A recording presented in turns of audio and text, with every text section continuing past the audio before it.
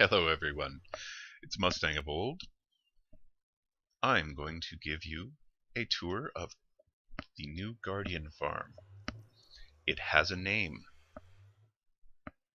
As well, this is my second attempt to do this tour. As some of you are aware, the software I am using is basically like a CCTV system. It is always on, always recording.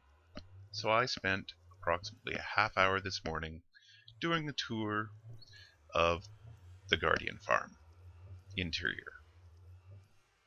And when I finished and went to edit up the video, I realized I had muted my microphone previously and had not unmuted it. So there was a half hour of type noises of me explaining what had gone on. As well, I have changed a bunch of settings, hopefully to clear up some of the artifacts I've found in the video. There is some distortion and a strange green line in my recordings over the last couple of sessions.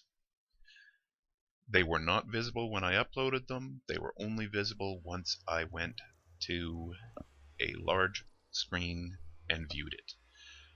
And then they were quite noticeable to me. So I'm trying to figure out a way to get that fixed. So, without further ado, welcome to the entrance to Krakens' Doom.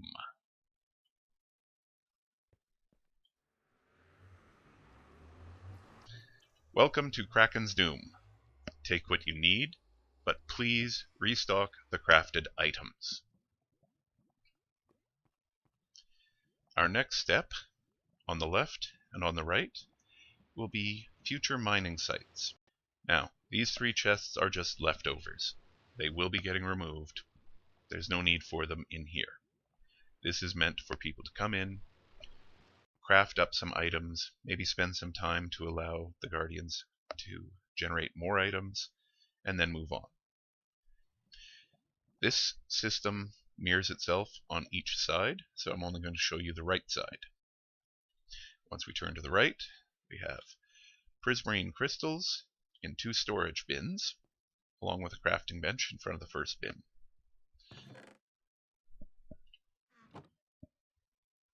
There is room for approximately 200,000 items to be stored between this side and that side in the 4 rows of storage. Again, next step, prismarine shards, mirrored on the other side, crafting bench, room for 200,000 items. We then hit ink sacs. They're not producing as fast as anything else is, but there is a good supply on either side so far. Room in storage is, I believe, approximately 100,000. And then we have unsorted. We're using the fish symbol because unsorted items are pretty much all raw fish, unless something weird happens. But if something weird happens, the odd item will end up in here or be disposed of if this is full. On the back wall, across from the storage, we have crafted item chests. Self-explanatory. Dark prismarine, prismarine blocks, prismarine bricks, and sea lanterns.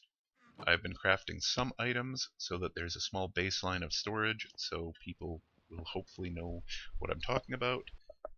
That brings us to this double set of doors.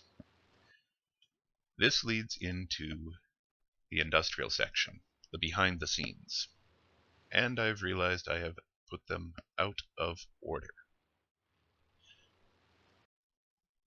So there are 3 primary levels past these doors. They are the redstone level, then it is the observation deck, and then it is the control room, which we are calling the emergency brake level. So, this hallway is somewhat narrow. It is sandwiched between the storage areas and leads you to the ladders. Very functional, not very sexy or appealing in an aesthetic fashion. my aesthetic upgrades have not continued to this level as of yet. It would be very time consuming. It is on the books as a project to get done, but as this is the industrial area and most people will never see it unless they're in here to snoop or to do industrial type work, it's a back burner project. It may get done, just not ready to devote a lot of time to it. On the right and on the left are the two sorter systems. These were built by Alchemy Girl based off of designs that I believe she found through Hermitcraft. I'm not sure whose designs, but as you can see, they are functioning. Quick little rundown. From the kill chamber, items get brought into the system through hoppers. They then get sorted out, 2 rows for each item. The original design for this used trapped chests between regular chests. We've skipped that portion for now. Space was not an issue, and we wanted the system functioning as soon as possible. Anyway, unsorted items proceed through this system, come down this chain, and then go here. Unsorted items go into the system, get pulled down, get pushed here, go into a single chest and hopper chain to the bottom. It's overkill, but it was the easiest way to get it built and functioning. Once that is full, the items back up into this, at which point they get shoved straight this way into this. This is our disposal system. Simple redstone mechanism. I don't understand it. Obviously. This is me after all. This was put in by Raving Lunatic. He has his own channel. This is his disposal system that he uses at his base. I'm not sure if it's a design of his own or something that he found. But items get pushed through the hopper chain into the dispenser.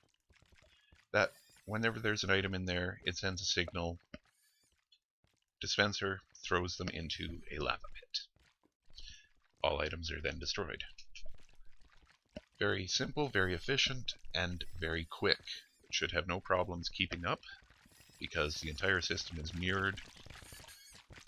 That is our redstone level. So, up my unaesthetically pleasing ladder system. This is the observation level. Here you can come and satisfy your need for revenge and ensure that the guardians are actually falling through and dying.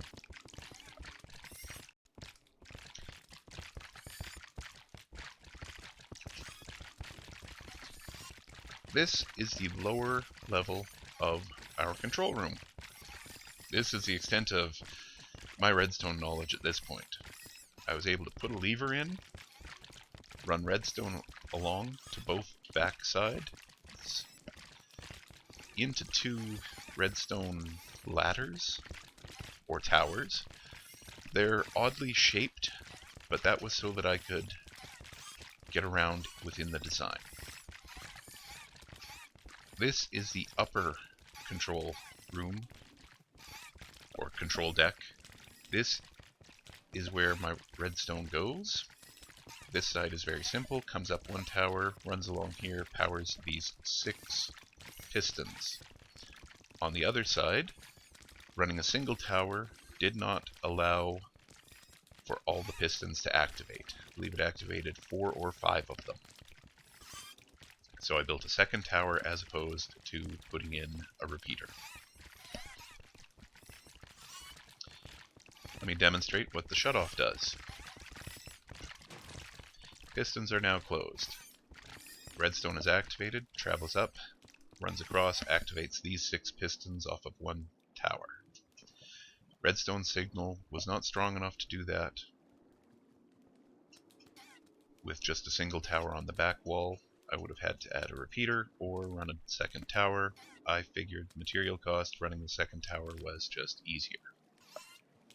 This then shuts down access to the pistons and the pit, and for good measure, one extra space, which is glass. This will allow us to do any emergency work or stop access into the pit for some reason. We could also work on the pistons, or not the pistons, sorry about that, work on the hoppers underneath if we needed to. Gives some margin of safety, but if for some reason someone were to break a piece of redstone or a piston, we would be inundated with guardians. I'm going to go turn the system back on now. That is our upper control deck, where we can observe them falling into the system and monitor that the pistons have worked.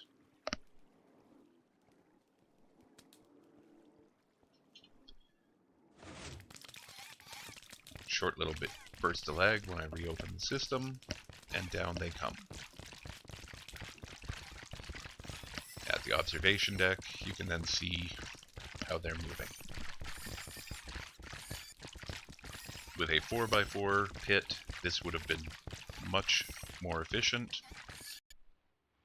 Thank you for touring Krakens Doom with me. Hopefully it inspires others to post their builds or share what they have seen here if they enjoyed it.